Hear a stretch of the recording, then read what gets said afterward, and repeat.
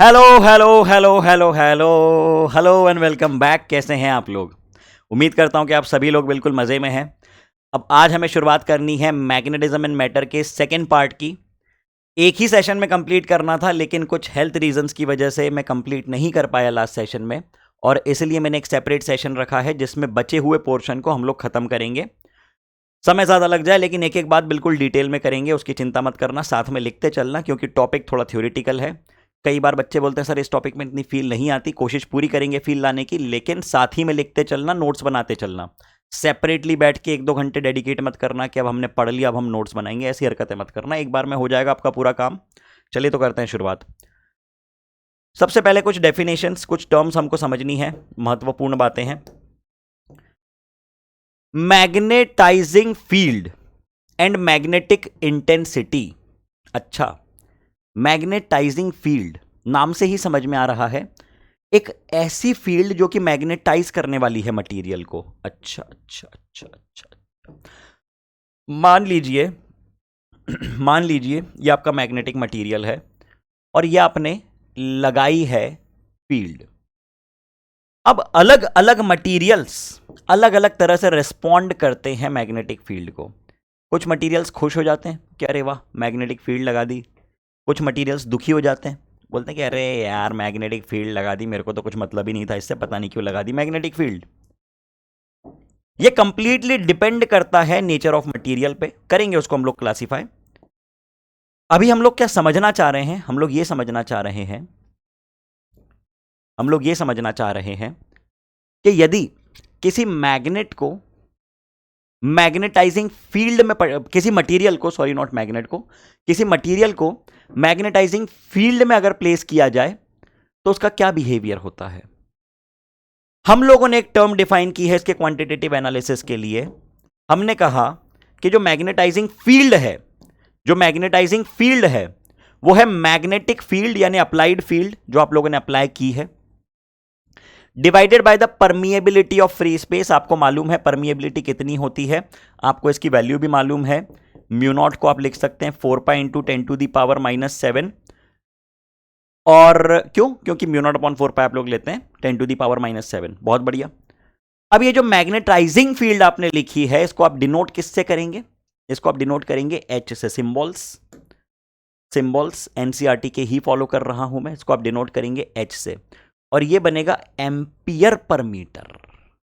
ठीक है, इस बात को लिखते चलिए, एक एक बात साथ साथ में लिखते चलना, एक एक डेफिनेशन बिल्कुल तसल्ली से सिखाऊंगा, बिल्कुल हड़बड़ी नहीं करेंगे, लिखते चलिए। ओके, अगला पॉइंट आपके सामने आ रहा है इंटेंसिटी ऑफ मैग्नेटाइजेशन जो कि है आई। अब ध्यान से सुनना इस बात को, बच्चे एच और आई में बहुत कंफ्यूज होते हैं। एच और आई में बहुत कंफ्यूज होते हैं। अगर मैं आई की सिंपली डेफिनेशन बताऊं आपको, अगर मैं सिंपली आई की डेफिनेशन बताऊं, आई को हम लोग डिनोट करते हैं as the induced dipole moment per unit volume. मतलब किसी मैग्नेटिक सब्सटेंस को, किसी मटेरियल को यदि आपने एक्सटर्नल मैग्नेटिक फील्ड में रखा तो उसमें कितना डाइपोल मोमेंट इंड्यूस हो रहा है। ये मान लीजिए इसकी लेंथ एल है, ब्रेड्थ बी है, तो इसका वॉल्यूम कितना बन जाएगा मेरे भाई? इसका वॉल्यूम बन जाएगा एल इंटू बी। ये बन गया इसका वॉल्यूम, ये बन गया इसका वॉल्यूम। ठीक है, ओ सॉरी, ये बन गया इसका एरिया इंटू थिकनेस भी ले लीजिए, into thickness, I am really sorry, ये बन गया इसका एरिया इंटू इसकी थिकनेस भी ले लीजिए, L into B into H, ये बन गया इसका वॉल्यूम।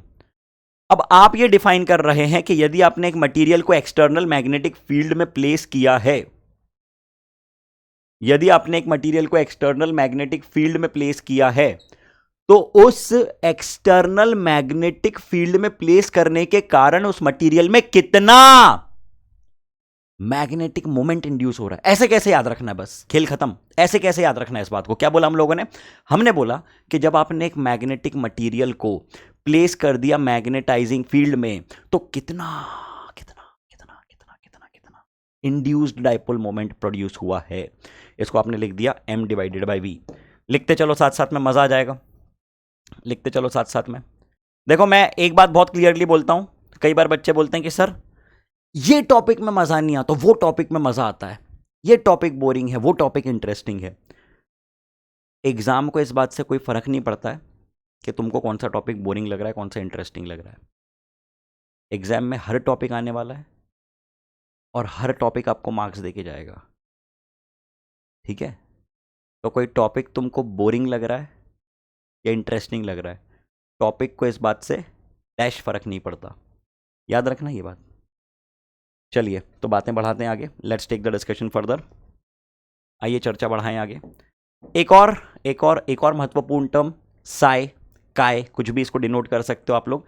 कुछ लोग जैसे हमारे टीचर जब पढ़ाते थे तो साय बोलते थे, साय, ठीक है। ये जो सिंबल है ना, इसको मैग्नेटिक ससेप्टिबिलिटी, साय। फिर उसके बाद कई किताबों में मैंने देखा तो उसको काय लिखते हैं, रशियन बुक्स में देखा मैंने इसको, तो उसको काय बोलते हैं, साय, काय, पाए, टाई, जो बोलना है बोलो।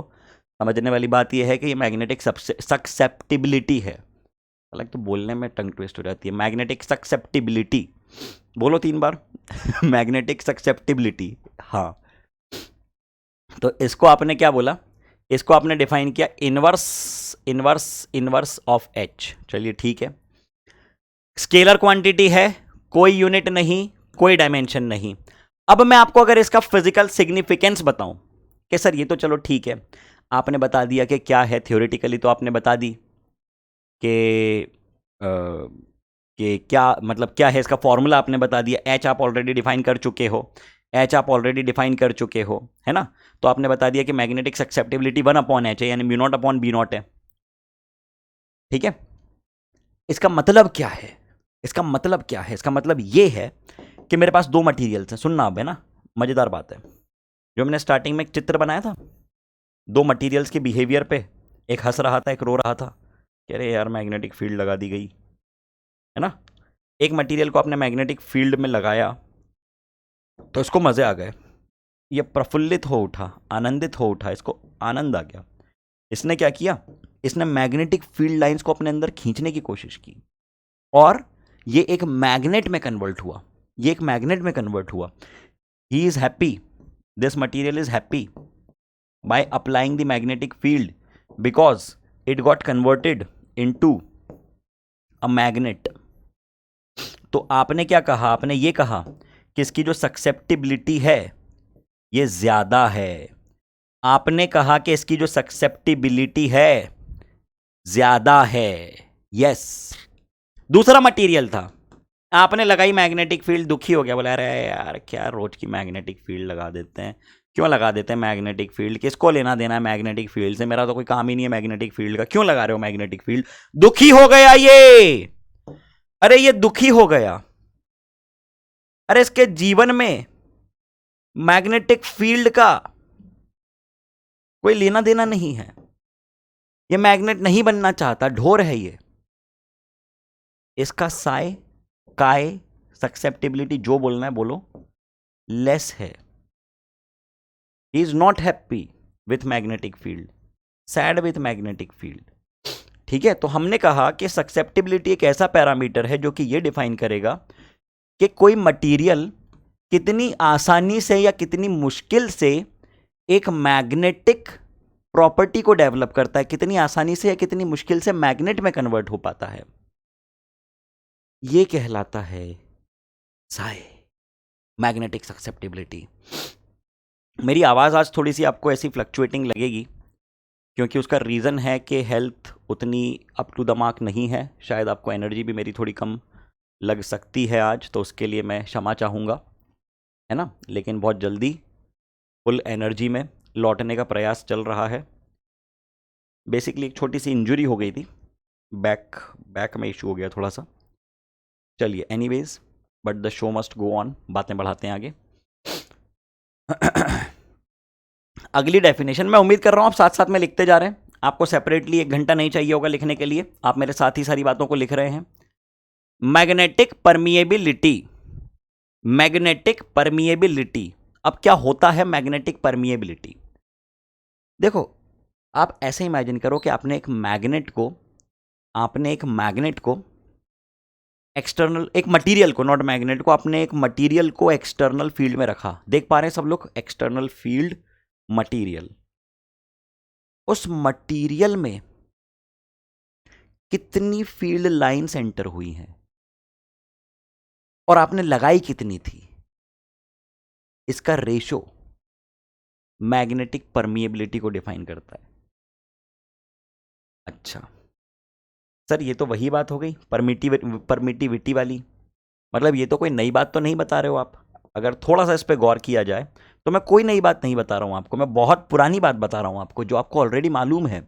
मैं ऐसी बात कतई नहीं बता रहा हूं जो आपको पता नहीं है। अगर मैं आपसे बात करूं परमिटिविटी की, मिट्टी विट्टी,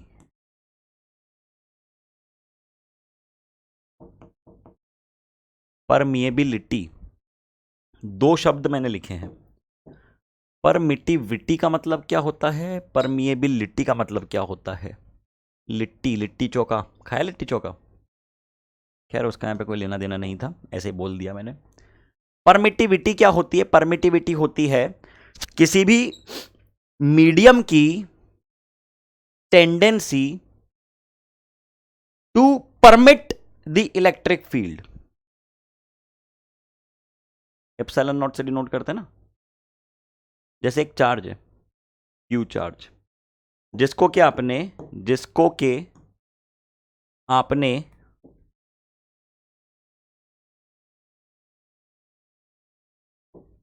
किसी, जिसको कि आपने किसी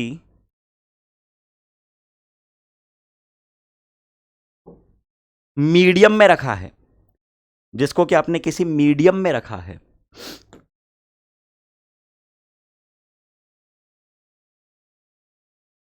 अब अगर ये चार्ज क्यू है, आपने इसको एक मीडियम में रख दिया, तो उस मीडियम में ये कितनी इलेक्ट्रिक फील्ड लाइंस को परमिट कर रहा है, कितनी इलेक्ट्रिक फील्ड लाइंस को अलाउ कर रहा है।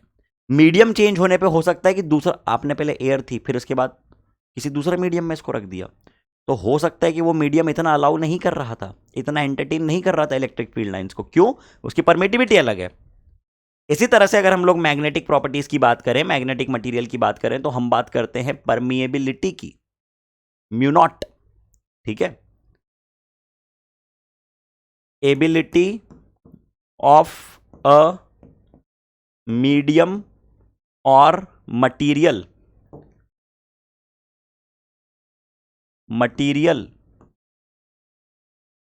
टू परमिट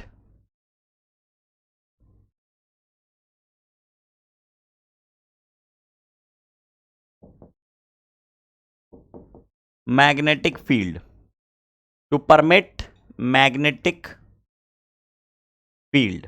ठीक है, समझ में आती है बात। अब देखो, आपने अभी तक क्या लिखा है, आपने अभी तक दो डेफिनेशंस लिखी हैं। एक तो मैग्नेटाइजिंग फील्ड की डेफिनेशन लिखी है B not by mu not, और दूसरी आपने डेफिनेशन लिखी है किसकी, इसकी साई की, आई बाई एच। ठीक है, अब मैं क्या बोल रहा हूं, जो पहली डेफिनेशन आपने पढ़ी, ये वाली मैग्नेटाइजिंग फील्ड या मैग्नेटिक इंटेंसिटी की, आपने डिफाइन क्या किया, आपने बोला magnetic field divided by permeability of free space. समझो मैग्नेटाइजिंग फील्ड क्या है, मैग्नेटिक फील्ड जो कि आपने अप्लाई की डिवाइडेड बाय परमिएबिलिटी। अब फॉर्मूला वाइज तो आप यहां से लिख सकते हो कि ये permeability equal to magnetic field upon magnetising field. लिखने में कुछ नहीं है, अरे यार A equal to b upon c, c equal to b upon a लिख दिया, लेकिन इससे फिजिक्स क्या है इसके पीछे, ये तो मैथ्स हो गया ना, ये तो सिर्फ जोड़ तोड़ हुआ। इसके पीछे फील क्या है, कॉन्सेप्ट क्या है, कॉन्सेप्ट सोचो, कॉन्सेप्ट फील करो। क्या बोलना चाह रहा हूं मैं ये बोलना चाह रहा हूं कि यहां से मैं परमिएबिलिटी की डेफिनेशन लिखूंगा magnetic field upon magnetising field, मतलब कि आपने कितनी फील्ड लगाई और उसके अंदर कितनी गई। मैंने 2 घंटे पढ़ाया, तुम्हारे दिमाग में कितना गया। एक तरह से एफिशिएंसी वाली बात हो गई है कि कोई मटेरियल कितनी मैग्नेटिक फील्ड अपने अंदर रिटेन कर पा रहा है। डिपेंड करेगा मटेरियल टू मटेरियल, आयरन के लिए अलग होगा, निकल के लिए अलग होगा, कोबाल्ट के लिए अलग होगा। फील आ रही है? फील आए तो ही लिखना ये सारी बातें, वरना थोड़ा सा बैक करके फिर से सुन लेना क्या पंचायत की मैंने, ठीक है? हाँ, तो यहां से मैंने डेफिनेशन लिख दी, यहां से वही डेफिनेशन मैंने घुमा के लिख दी, कोई नई बात नहीं की है, घुमा फिरा के एक ही बात बोल रहा हूं मैं इतनी देर से। कोई भी नई बात अभी तक मैंने नहीं बोली है, मैंने सब वही बातें बोली हैं जो आपको अच्छी तरह से मालूम है। तो मैग्नेटिक परमिएबिलिटी की वैल्यू बन गई total magnetic field inside the material divided by magnetising field. कुछ नया बोला मैंने? नहीं बोला। लिखो, लिखो इस बात को, लिखिए लिखिए लिखिए मेरे भाई, लिखिए। उम्र हो गई है मेरी भी, रिटायरमेंट ले लेता हूँ अब मैं। नहीं, खेती बाड़ी करूँगा, गांव चला जाऊँगा, बंद करता हूँ मैं टीचिंग। क्या बोलते हो? मजाक कर रहा था, लिखो चुपचाप, कमेंट में बोलने लग जाएंगे सर बिल्कुल सही सोच रहे हो, निकलो आप तो।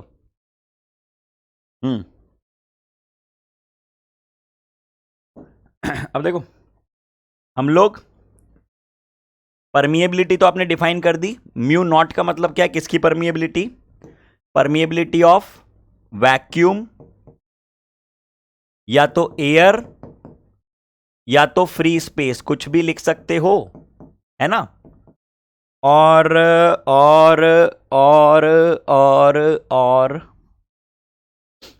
हमको रिलेशन मालूम है, हमको रिलेशन मालूम है रिलेटिव परमिएबिलिटी का, जो होता है mu naught permeability of medium divided by permeability of vacuum या फ्री स्पेस या तो एयर। महत्वपूर्ण पॉइंट है, ठीक है, महत्वपूर्ण पॉइंट है। यही बात हम लोगों ने इसमें भी की थी, परमिटिविटी में भी की थी। Relative permittivity is permittivity of medium divided by permittivity of vacuum air free space, कुछ भी लिख सकते हो, ठीक है ना? ठीक है ना? डन डन डन डन। मालूम है भैया ये बात, तो हमको कोई नई बात तो इसमें है नहीं।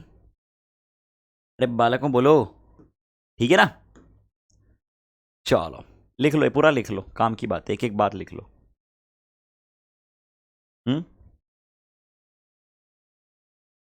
शब्दों में इस बात को लिखूं तो क्या है ये? जैसे मैंने आपको बोला, कोई भी मटेरियल या कोई भी मीडियम अपने अंदर कितनी मैग्नेटिक फील्ड को घुसने दे रहा है, it is the measure, it measures the degree to which a magnetic material can be penetrated by the magnetic field line. So हो, आनंद आ गया, इस लाइन को पढ़ के आनंद आ गया जीवन में। आ हा, क्या बात है, वाह! लिख लिया? क्यों मेरे प्यारे लाल, मेरे लाल, मेरे पीलों, मेरे हरों, मेरे नीलों। ये डेफिनेशन एज इट इज आपको याद रखनी है, इसमें मैं कुछ भी नहीं समझाऊंगा, क्योंकि पूरा ये इसका डिस्कशन, इसका डेरिवेशन बहुत लंबा है और वो हमारे काम का कतई भी नहीं है। जो काम की बातें मैं सिर्फ वो बता रहा हूं, उतना ही लिखना, उससे ज्यादा करना है आपको, उससे ज्यादा करना है HC वर्मा खोल के बैठ जाना, उसमें पूरा डेरिवेशन देख रखा है, शांति से देख लेना, ठीक है? लेकिन क्लियरली बोल रहा हूं, आपके काम का नहीं है, जो काम का है वो बता रहा हूं। रिलेशन बिटवीन परमिएबिलिटी एंड सक्सेप्टिबिलिटी, इनके बीच में संबंध क्या है? देखो, किसी मटेरियल में, किसी मटेरियल में अगर आप लोग टोटल मैग्नेटाइजिंग फील्ड की बात करो, अगर आप लोग टोटल मैग्नेटाइजिंग फील्ड की बात करो, जैसे कि मटेरियल है जिस पे कि आपने एक्सटर्नल मैग्नेटिक फील्ड लगा दी B0, जिस पे कि आपने एक्सटर्नल मैग्नेटिक फील्ड लगा दी, कितनी कितनी लगा दी? B0 लगा दी, ठीक है? इसके अंदर कुछ मैग्नेटिक फील्ड इंड्यूस हुई है, जिसको मैंने लिख दिया क्या? BI, ठीक? जिसके अंदर मैग्नेटिक फील्ड इंड्यूस हुई BI। अगर मैं टोटल मैग्नेटिक फील्ड लिखना चाहता हूं, अगर मैं टोटल मैग्नेटिक फील्ड लिखना चाहता हूं मटेरियल में कितनी हुई है, तो उसको मैं क्या लिखूंगा? उसको मैं लिखूंगा B0 प्लस BI, ठीक है, वेक्टर फॉर्म में।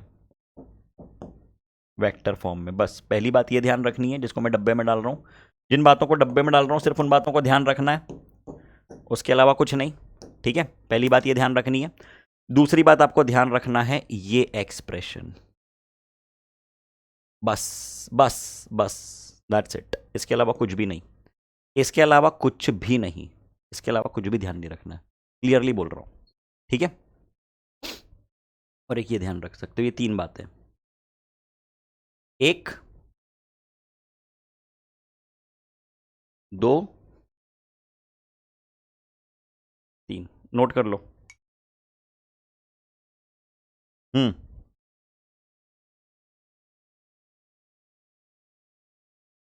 Note it down quickly.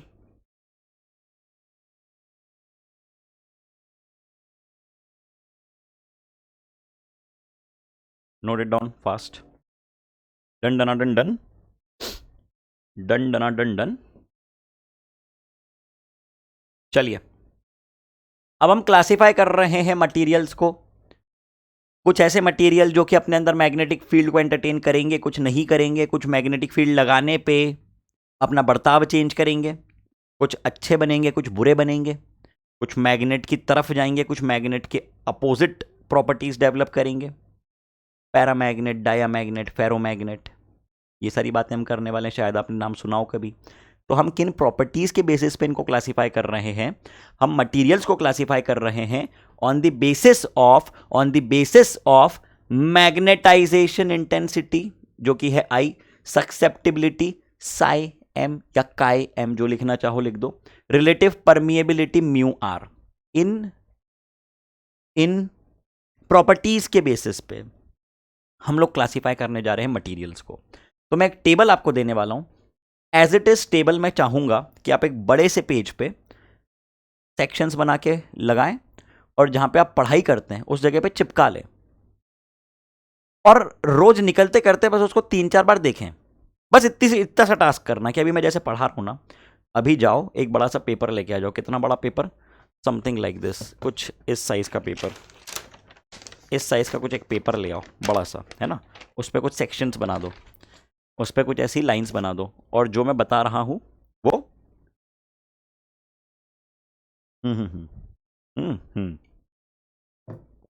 चलिए चलिए चलिए चलिए, अब देखिए, हम लोग मटेरियल्स लिख रहे हैं क्या?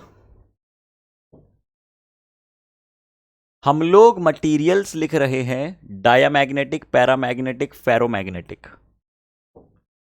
हम लोग मटेरियल्स लिख रहे हैं डायामैग्नेटिक, पैरामैग्नेटिक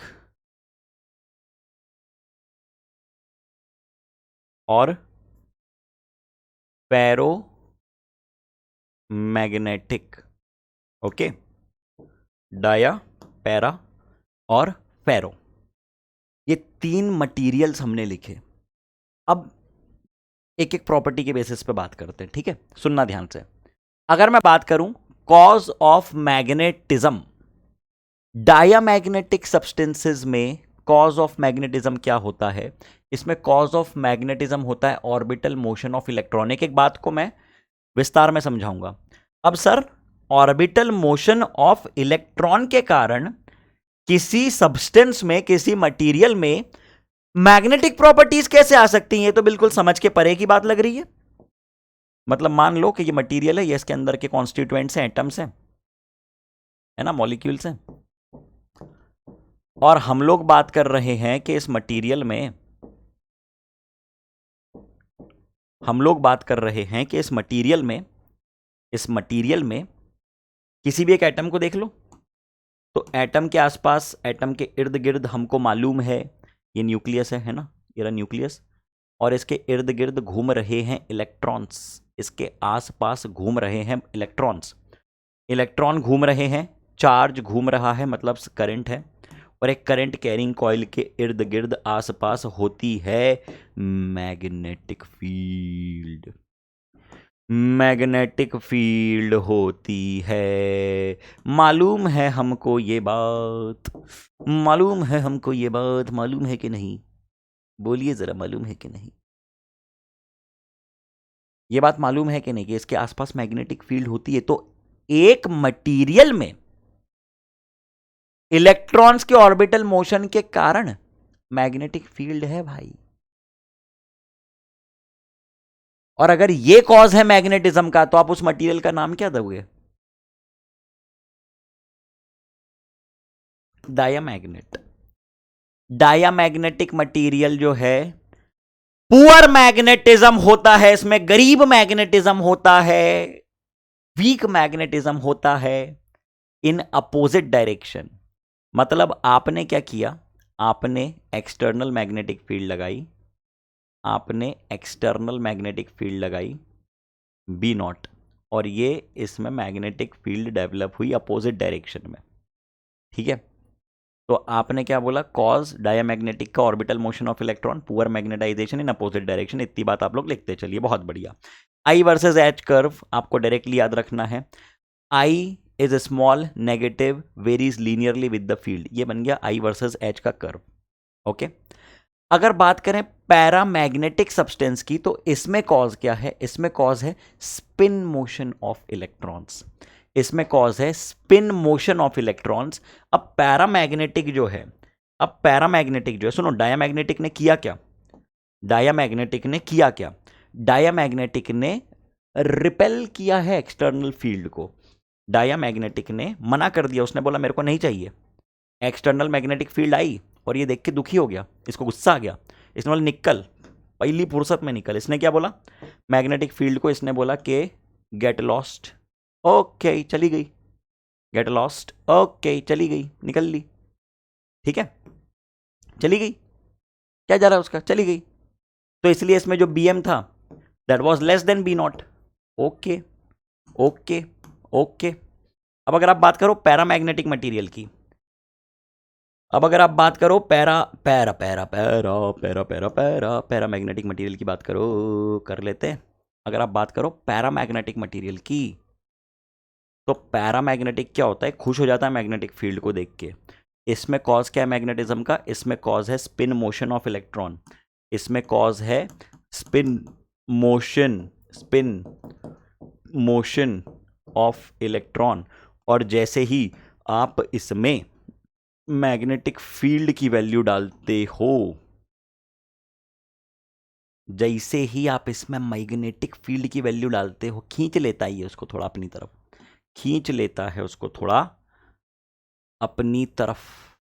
ठीक है, खींच लेता है उसको थोड़ा अपनी तरफ, अट्रैक्ट करता है। तो weak magnetism in the direction of, weak magnetism in the direction of magnetic field, poor magnetism या weak magnetism in the direction of magnetic field. तो नेट मैग्नेटिक फील्ड तो इंक्रीज हो गई इसकी। बी एम की अगर मैं बात करूं, बी एम की अगर मैं बात करूं तो इंक्रीज हो गया वो। तो कितना हो गया वो? ग्रेटर देन बी नॉट हो गया, greater than B not, greater than B not. Okay okay okay okay okay okay okay, लिखते चलो, बनाते चलो। हम्म, अब बात कर लेते हैं फेरोमैग्नेटिक। अब देखो, फेरोमैग्नेटिक एक इंपॉर्टेंट टर्म है, ये मैं आपको अच्छे से समझाता हूँ डिटेल में। फेरोमैग्नेटिक का बिहेवियर मैं आपको बताता हूँ, है ना। फेरोमैग्नेटिक का बिहेवियर मैं आपको बताता हूँ विस्तार में।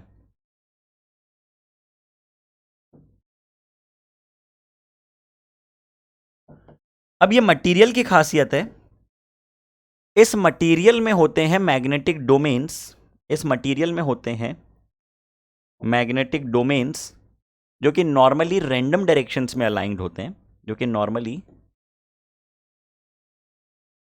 रैंडम डायरेक्शंस में अलाइंड होते हैं। एक इधर, एक इधर, एक इधर, एक इधर, एक इधर, एक इधर, यहां। ये सब कौन है? ये सब डोमेन्स हैं। क्या हैं ये सब? ये सब क्या है?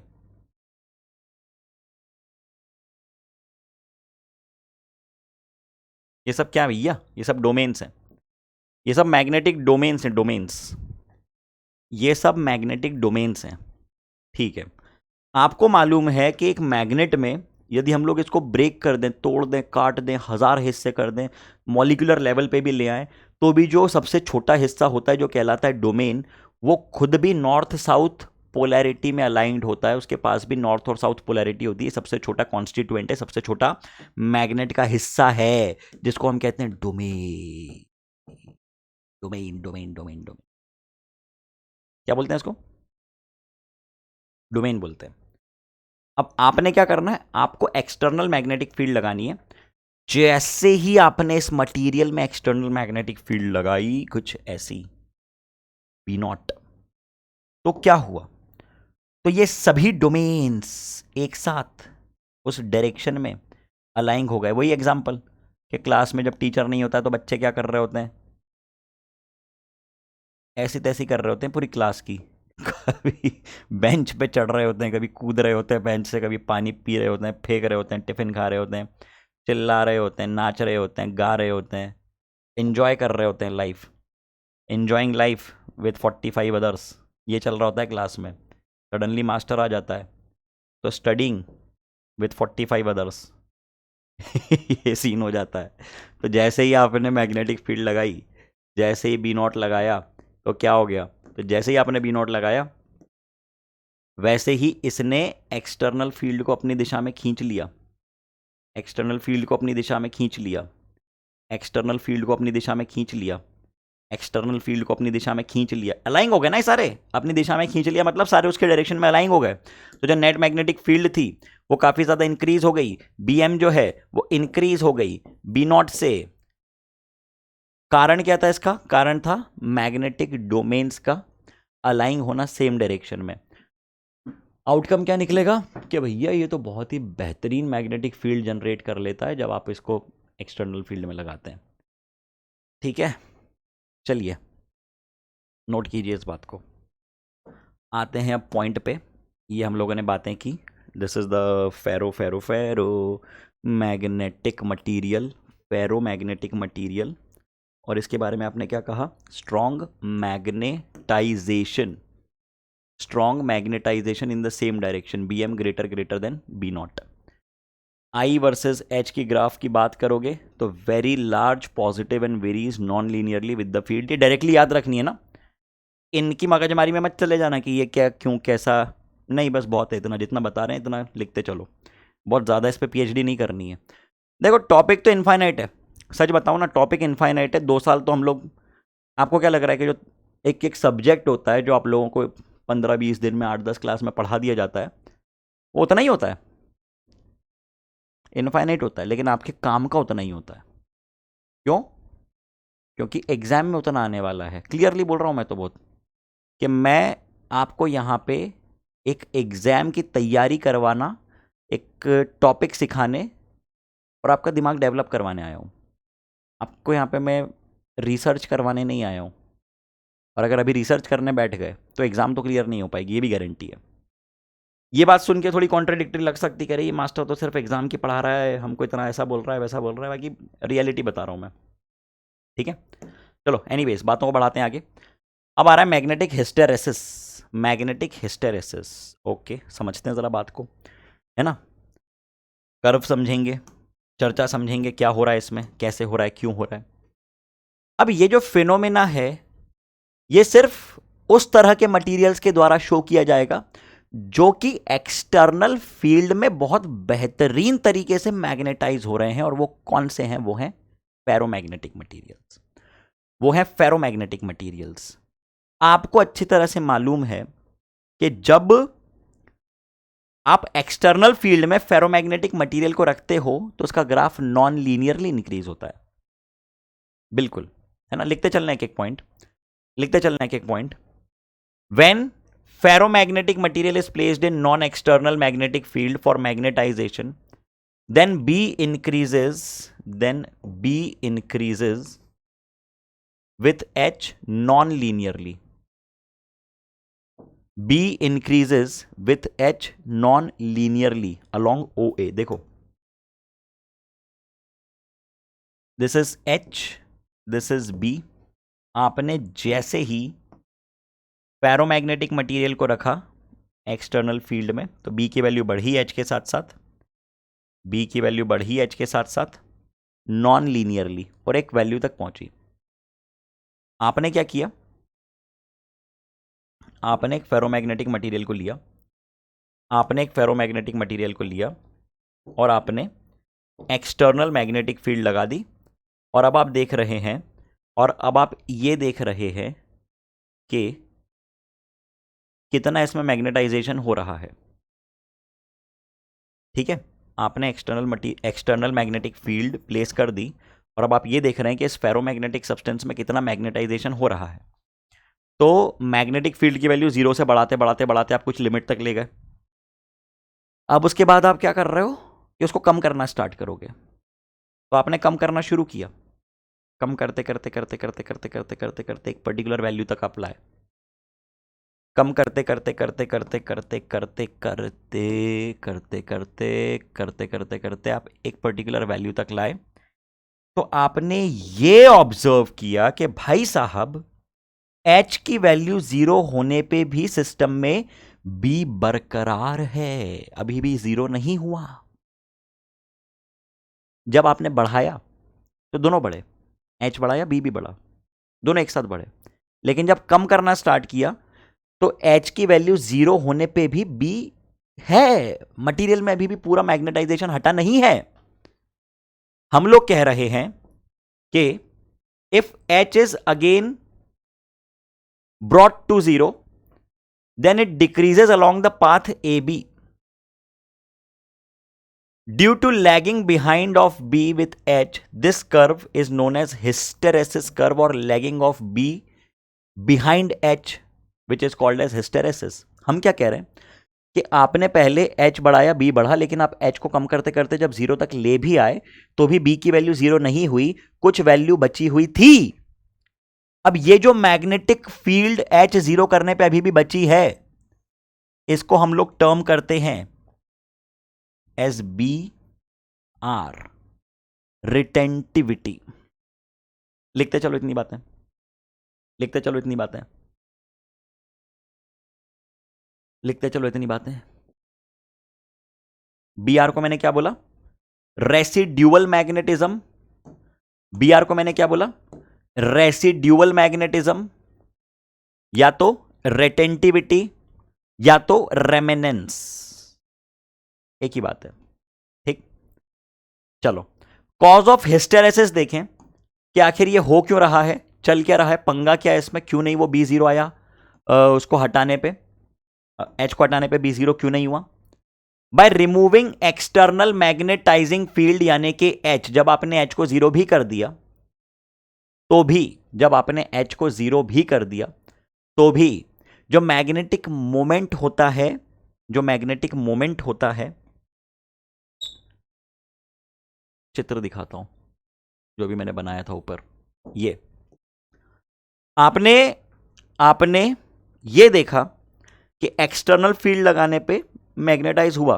अब आप ये सोच रहे हैं कि अगर मैं इसको हटा दूं, आप ये सोच रहे हैं कि अगर मैं हटा दूं एक्सटर्नल फील्ड तो सारे डोमेन्स रैंडमली अलाइन हो जाने चाहिए और नेट मैग्नेटिक मोमेंट जीरो हो जाना चाहिए, लेकिन ऐसा होगा नहीं, ऐसा होगा नहीं। आप इसको ऐसा समझो कि क्लास में जब टीचर नहीं था तो बच्चे कर रहे थे जो करना है, मास्टर आया और मास्टर ने मस्त तरीके से चमका दिया बच्चों को कि अब अगर तुम में से कोई कुछ करता हुआ दिख गया फेंक दूंगा उठा के। तो कुछ बच्चे होते हैं जो डर जाते हैं, सहम जाते हैं, ऐसे मास्टर मारेगा, चुपचाप पढ़ते हैं, फेंक देगा उठा के, डर जाते हैं कुछ लोग। क्लास में कुछ बच्चे होते हैं एकदम सन्नाटे में चले जाते हैं, और कुछ होते हैं अरे क्या ही कर लेगा, जा तो सही, अभी देख फिर बताता हूं मैं जैसे मास्टर जाता है फिर उछलने लगते हैं। तो कुछ बच्चे अभी भी ऐसे बच गए हैं जो कि मैग्नेटिक फील्ड मतलब मास्टर के जाने पे भी क्लास में चुपचाप बैठे हुए सामने देख रहे हैं। उनके कारण अभी भी मैग्नेटिक मोमेंट है, मतलब एच हटाने पे अभी भी बी की वैल्यू है। ये कहलाता है रिटेंटिविटी, ये कहलाता है रेमेनेंस। Residual magnetism. फील आया? बोलो, तुम कौन से वाले बच्चे हो? मास्टर के जाने पे क्या करते हो? सहम के बैठ जाते हो? और हमारे पीटी मास्टर थे 6 फुट 4 इंच के। वो हम लोग जरा जरा से चिंटू, 8वीं 10वीं क्लास की बात होगी, तो हम भी ऐसी हरकतें करते थे। तो एक दिन मास्टर जी आए, लंबे चौड़े एकदम, आके दिए 3-4 बच्चों में, फिर धाड़ पीठ ऐसे ही करते, धड़ाम ऐसे पीट देते थे। आजकल तो मारना वारना अलाउ नहीं, हमने तो बहुत जूते खाए। तो हम लोग लास्ट पे बैठे हुए थे, आगे किसी में पड़ी, सब एकदम। बाकी टीचर जैसे ही निकले बाहर, वापस वही चौक फेंक रहे हैं, पानी फेंक रहे हैं, खाना चुरा के खा रहे हैं, टिफिन ले रहे हैं किसी का, चालू। तुम कौन सी कैटेगरी में आते हो बताना ज़रा। अब देखो हमने क्या बोला कि कॉज क्या है हिस्टेरेसिस का? By removing external magnetising field यानी H, the magnetic moment of some domains remain aligned. ये वो बालक हैं जो कि घबरा जाते हैं, मास्टर के जाने पे भी चुपचाप बैठ के एकदम सिंसियरली पढ़ रहे हैं कि वापस ना आ जाए मास्टर, फिर से ना पीट दे हमको। In the applied direction of the previous magnetising field which results into a residual magnetism. ठीक, चलो। Retentivity of specimen is a measure of the magnetizing field remaining in the ferromagnetic specimen when the magnetizing field is removed। मतलब वही बात है कि आपने magnetising field हटा दी तो भी कितनी मैग्नेटिज्म अभी बचा हुआ है उसमें। ओके, कोएर्सिविटी, ओसी। आइए जरा देखें कि ये कहां है। सबसे पहले तो रीजन समझें ओसी का कहां है। अब अपोजिट फिनोमेना, बिल्कुल इसका अपोजिट फिनोमेना, कि यदि आप सुनो, यदि आप पूरी मैग्नेटिज्म को जीरो करना चाहते हैं तो आपको क्या करना पड़ेगा? सॉरी, यदि आप बचे हुए मैग्नेटिज्म को भी हटाना चाहते हैं, ये जो रेसिड्यूअल मैग्नेटिक फील्ड है आप चाहते हैं कि वो भी हट जाए, इन शॉर्ट बी की वैल्यू पूरी जीरो हो जाए, तो आपको एच की डायरेक्शन उलटनी पड़ेगी, एच की डायरेक्शन रिवर्स करनी पड़ेगी। तो ये वही वैल्यू है एच की जो कि आपको अप्लाई करनी पड़ेगी in order to bring B to zero. मतलब अब ये जो बच्चे घबरा के बैठ गए, आपको इनको जाके बोलना पड़ेगा, अरे चलता रहता है यार, मार वार तो पड़ जाती, चल मस्ती करते हैं। बोलेगा नहीं नहीं नहीं मास्टर आएगा। अरे चल चल चल चल चल, नहीं नहीं नहीं मास्टर आएगा। अरे चल मैं तेरे को हॉट डॉग खिलाता हूँ। नहीं नहीं नहीं नहीं नहीं, अरे चल कैंटीन चलते हैं। नहीं नहीं नहीं नहीं नहीं, देख पूजा आइए, अच्छा आइए चलो। आपको कोई लालच देना पड़ेगा इनको, समझ रहे हो बात को? तो कोएर्सिविटी क्या है? कोएर्सिविटी है, coercivity is a measure, coercivity is a measure of magnetizing field required to destroy the residual magnetism of the ferromagnetic specimen। कि आपको कितनी मैग्नेटाइजिंग फील्ड लगानी पड़ेगी रेसिड्यूअल मैग्नेटिज्म को हटाने के लिए, इतनी सी बात है। ठीक है बात? चलो चलो चलो चलो चलो चलो चलो चलो चलो। Okay, soft magnetic material, hard magnetic material, directly ध्यान रखने वाली बात है ये, समझते हैं। सॉफ्ट मैग्नेटिक मटेरियल के लिए स्मॉल हिस्टेरेसिस लॉस होता है। आप देख सकते हैं इसका जो रीजन है ये थिन है, इसका रीजन वाइड है। सुटेबल फॉर मेकिंग इलेक्ट्रोमैग्नेटिक्स क्योंकि लॉसेस कम है। Okay, cores of transformers soft magnetic material से बनते हैं for the very same reason. Magnetic shielding में इसको यूज कर सकते हैं। Example soft iron. Hard magnetic material की बात करें तो hard retentivity, high retentivity, high coercivity. अब ये कहां पे सूटेबल होगा? ये सूटेबल होगा जहां पे आपको बहुत स्ट्रॉन्ग मैग्नेटिक फील्ड चाहिए, परमानेंट मैग्नेटिक फील्ड चाहिए, यानी परमानेंट मैग्नेट बनाने में काम आएगा। Example steel and alnico. अब ये एल्निको तो मेरे को भी नहीं मालूम क्या नई चीज़ है ये, एल्निको करेंगे इसके बारे में सर्च, है ना। स्टील वगैरह का पता है, अपने स्टील यूज़ करते हैं परमानेंट मैग्नेट्स में। चलो याद रख लेना नाम, फिर भी नई चीज़ दिख रही है। ओके, हिस्टेरेसिस लॉस के बारे में बात करें, लिखते चलना साथ साथ में। हिस्टेरेसिस लॉस के बारे में बात करें, area of hysteresis loss is equal to the energy lost per cycle. अभी तो साइकिल है ना, बार बार क्या करेंगे, बार बार आप इसको रिपीट करेंगे। आपने एक बार बी की वैल्यू बढ़ाई, बढ़ते बढ़ते सॉरी एच की वैल्यू बढ़ाई, बढ़ते बढ़ते बढ़ते बढ़ते बी पहुंचा मैक्सिमम तक। कम करना शुरू करो, H0 बी अभी भी बचा हुआ है, कम करना शुरू करो, करते करते करते करते करते करते आपने रेसिडुअल मैग्नेटिक फील्ड हटा दी, H की किसी वैल्यू के लिए बी की वैल्यू 0 हो गई।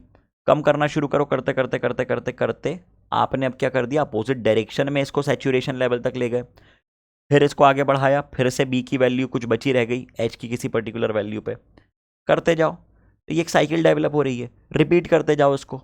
तो हर साइकिल में आपको जो है कुछ सर्टेन अमाउंट ऑफ लॉस मिल रहा है, हर साइकिल में कुछ अमाउंट ऑफ लॉस आपको मिल रहा है। ठीक है, तो आपने क्या कह दिया इसके बारे में, आपने कह दिया कि the area of hysteresis loop is equal to the energy lost per cycle per unit volume. Area of hysteresis loop आप निकाल सकते हैं, its value is different for different materials, the work done per cycle per unit volume of material is equal to the area of hysteresis loop. बहुत बढ़िया। Total energy lost in the material, total energy lost in the material, ठीक है, बस WH से denote कर रहे हैं, joule calorie किसी में भी मेजर कर सकते हैं, कोई दिक्कत वाली बात नहीं है। क्या लिखा आपने इसको, आपने इसको लिखा volume of the material into area of hysteresis curve into frequency into time, ये बन गई आपकी इक्वेशन। चलिए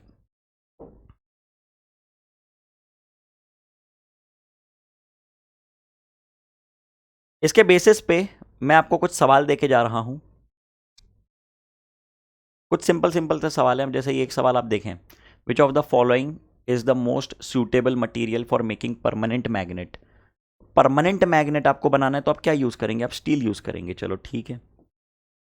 the magnetic susceptibility of paramagnetic material, magnetic susceptibility की बात कर रहे हैं आप, किस तरह के मटीरियल की, पैरा। तो परमानेंट मैग्नेट की क्या होती है सक्सेप्टिबिलिटी, आप लोग देख चुके हैं कि अगर सक्सेप्टिबिलिटी की बात की जाए, किस तरह के मैग्नेट की बात चल रही है, paramagnetic not permanent magnet. Paramagnetic material की अगर हम लोग बात करें तो हमें मालूम है कि पैरामैग्नेटिक जो होता है उसके लिए बी की वैल्यू ग्रेटर देन होती है बी नॉट से, BM greater than B not. क्यों, क्योंकि वो अट्रैक्ट करता है वीकली। तो हम लोग कहेंगे कि मैग्नेटिक सक्सेप्टिबिलिटी पॉजिटिव है लेकिन छोटी है, तो आंसर है इसका डी, आंसर है इसका डी। अगला सवाल, in a permanent magnet at room temperature, अगर आप परमानेंट मैग्नेट की बात करें रूम टेम्परेचर पे, तो रूम टेम्परेचर पे भी क्या होता है, परमानेंट मैग्नेट की बात कर लो, परमानेंट मैग्नेट में भी रूम टेम्परेचर पे क्या होता है, रूम टेम्परेचर पे जितने भी इसके डोमेन्स हैं वो सारे अलाइंड होते हैं। तो रूम टेम्परेचर पे भी इसके पास मैग्नेटिज्म होता है, मतलब इसके सारे जो डोमेन्स हैं वो परफेक्टली अलाइंड हैं रूम टेम्परेचर पे। ठीक है, किसकी बात चल रही है, परमानेंट मैग्नेट की बात चल रही है। बहुत बढ़िया। अब एक सवाल आपके सामने आ रहा है, मास ऑफ आयरन आपको देके रखा हुआ है 110 ग्राम, मैग्नेटिक मोमेंट देके रखा है, डेंसिटी देके रखी है, इंटेंसिटी ऑफ मैग्नेटाइजेशन फील्ड तो आपको मालूम है डेंसिटी होती है मास अपॉन वॉल्यूम, तो आप यहां से वॉल्यूम कैलकुलेट कर सकते हैं। और आपको मालूम है इंटेंसिटी ऑफ मैग्नेटाइजेशन का फॉर्मूला होता है magnetic moment per unit volume. अब आपको मैग्नेटिक मोमेंट दे के रखा हुआ है, वॉल्यूम कैलकुलेट कर सकते हो, तो वॉल्यूम को लिख दो मास अपॉन डेंसिटी। तो यहाँ पे मैं अलग से फॉर्मूला नहीं बना रहा हूँ इसका, इसी में उठाओ और रख दो, काम खत्म हो गया आपका।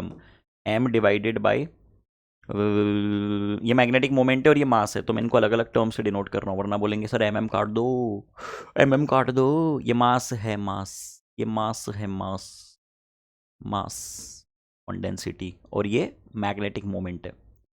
ठीक है ना, तो इसको आप लोग कैलकुलेट करके चैट में आंसर बताएंगे, calculate and give the answer in the chat ASAP, as early as possible, as soon as possible, इसका आंसर चैट में चाहिए मुझे।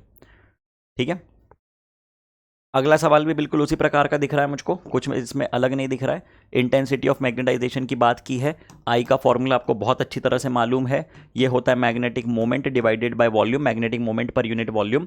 वॉल्यूम आपको देके रखा हुआ है, पूरे डायमेंशंस दिए हुए हैं, दिए ना, ये रहे डायमेंशंस, ये रहे डायमेंशंस, और आपको पोल स्ट्रेंथ दे के रखी हुई है। अच्छा अच्छा अच्छा, तो मैग्नेटिक मोमेंट तो दिया ही नहीं है सर। मैग्नेटिक मोमेंट क्या होता है? वो होता है पोल स्ट्रेंथ इनटू लेंथ। अब आपको इसमें मैग्नेटिक मोमेंट की वैल्यू डायरेक्टली ना देके, मैग्नेटिक मोमेंट की वैल्यू डायरेक्टली ना देके उसने क्या दे दिया है? उसने आपको पोल स्ट्रेंथ दे दी है, पोल स्ट्रेंथ दे दी है। ठीक है, तो पोल स्ट्रेंथ क्या बन जाएगी? जैसे ये L into B into H है।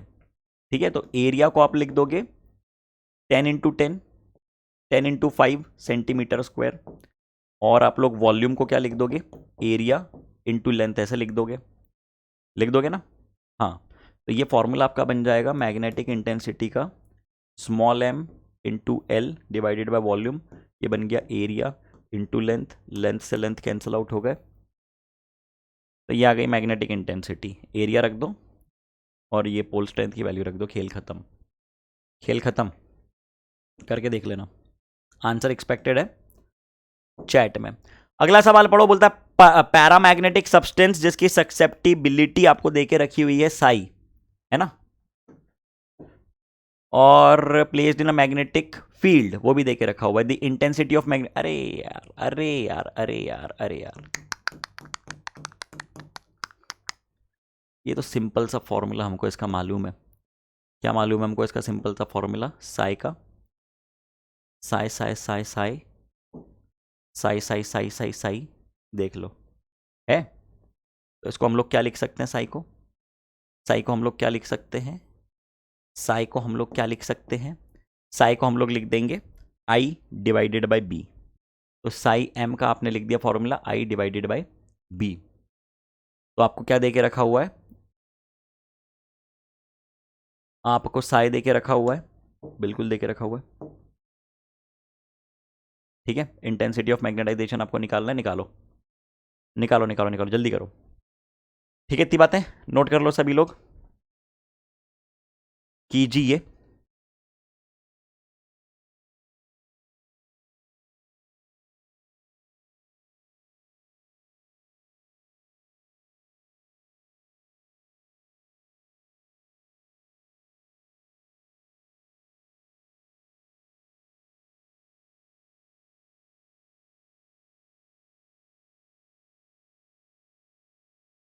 सॉरी सॉरी सॉरी, साउंड चला गया था।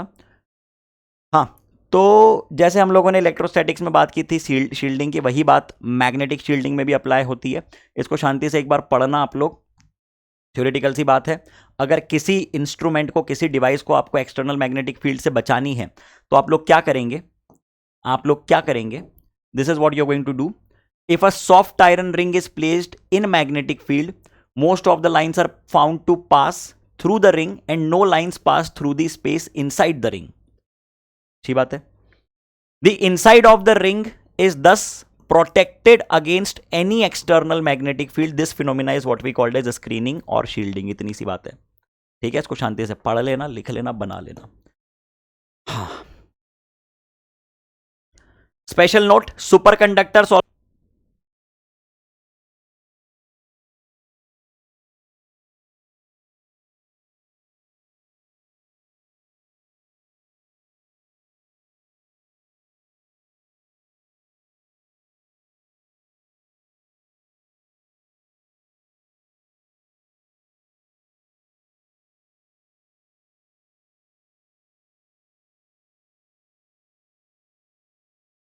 हाँ जी, सॉरी साउंड चला गया था। तो मैंने क्या कहा? मैंने ये कहा कि सुपर कंडक्टर जो है वो भी मैग्नेटिक शील्डिंग या स्क्रीनिंग प्रोवाइड करवाते हैं, और इसको हम लोग कहते हैं मीजनर इफेक्ट।